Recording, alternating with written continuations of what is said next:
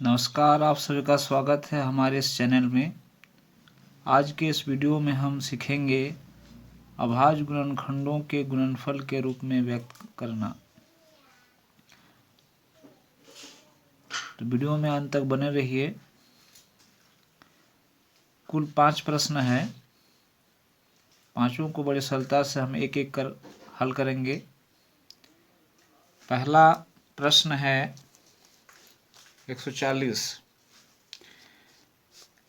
140 को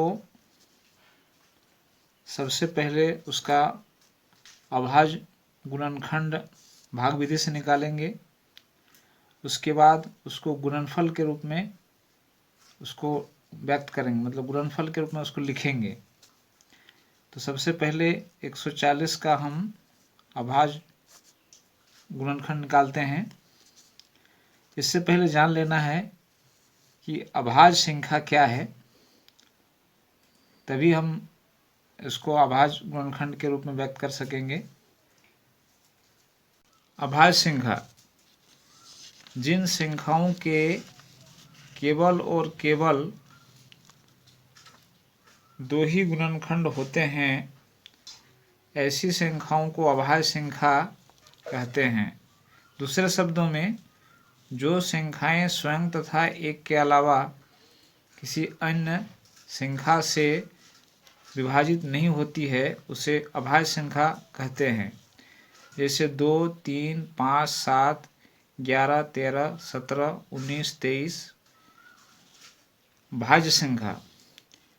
भाज्य संख्या भी जान लेना है। जिन संख्याओं के दो से अधिक गुणनखंड होते हैं तथा ऐसी संख्या एक और स्वयं के अलावा किसी भी अन्य संख्या से विभाजित होती है, उसे भाज्य संख्या कहते हैं। जैसे 4, 6, 8, 10, 12, 14, 15, 18, 24, 21 और भी बहुत सारे है। और यहाँ पे सबसे छोटी अभाज्य संख्या जो है वह 2 है। अब 140 का हम अभाज्य गुणनखंड निकालेंगे।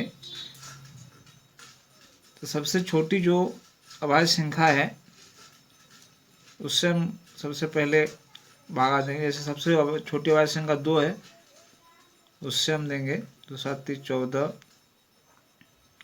0 70 हुआ। फिर 2 से 2 3 6, 2 5 10। अब 2 से नहीं जाएगा, इसलिए 5 से खिलाते हैं। 5 7 35। देखिए 140 का जो अभाज्य गुणनखंड है वह 2, 2, 5, 7। मतलब ये 140 जो है उसको हम खंडित किए 2 से, 2, 2, 5 और 7 से। इतनी अभाज्य संख्या बना। तो इसको हम इस तरह लिखेंगे, गुणनफल इस तरह लिखेंगे, 2 गुना 2 गुना 5 गुना 7, इस तरह लिखेंगे।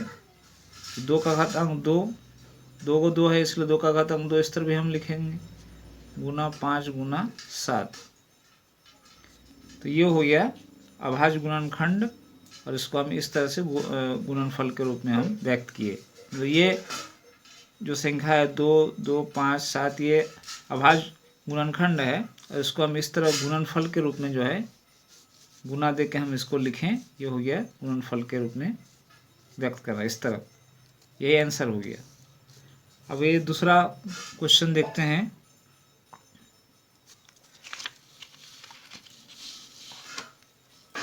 दूसरा क्वेश्चन है 156।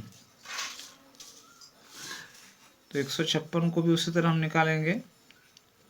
सबसे छोटी अभाज्य संख्या 2 है, इससे 2 से हम खिलाएंगे। 2 7 14, 1 बचा, 2 8 16, फिर 2 से खिलाएंगे, 2 3 6, 1 बचा, 18 2 9 18। अब 2 से नहीं जाएगा, 3 से, 3 का 3, 3 3 9। तो इसका जो अभाज्य गुणनखंड हुआ ये 2, 2, 3 और 13 हुआ। तो इसको इस तरह गुणनफल के रूप में हम लिखेंगे, 2 गुना 2 गुना 3 गुना 13। अब 2 को 2 है इसलिए हम इसको 2 का घातांक 2 गुना 3 गुना 13, इस तरह लिखेंगे और यही आंसर हो गया। और तीसरा प्रश्न जो है, तीसरा प्रश्न है 3825। 3825 को हम लिखेंगे, निकालेंगे। सबसे पहला अभाज्य गुणनखंड, ये 2 से नहीं जाएगा, 3 से इसको खिलाते हैं। 3 का 3, 3 दूनी 6, 2 22 हुआ, 3 7 21, 1 5 15 हुआ, 3 5 15, फिर 3 से खिलाएंगे।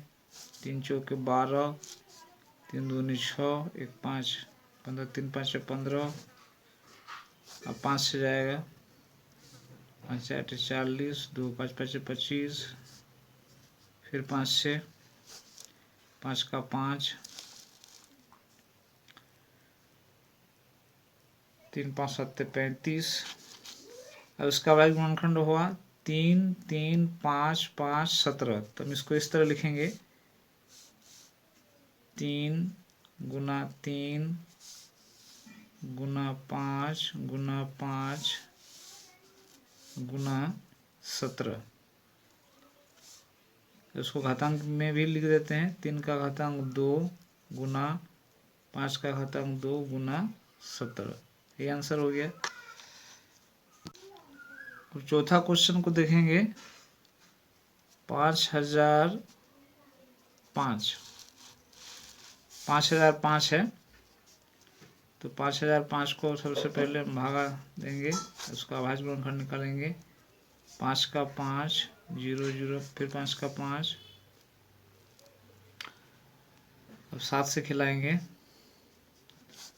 7 का 7, 3 0 हो गया, 7 चौका 28, 2 1 21 हो गया, 3 7 21। अब 7 से नहीं जाएगा, 11 से, 11 का 11, 3 33 हुआ, 11 या 33। इसको हम इस तरह लिखेंगे, 5 गुना 7 गुना 11 गुना 13, ये आंसर हो गया। पांचवा प्रश्न है 7429।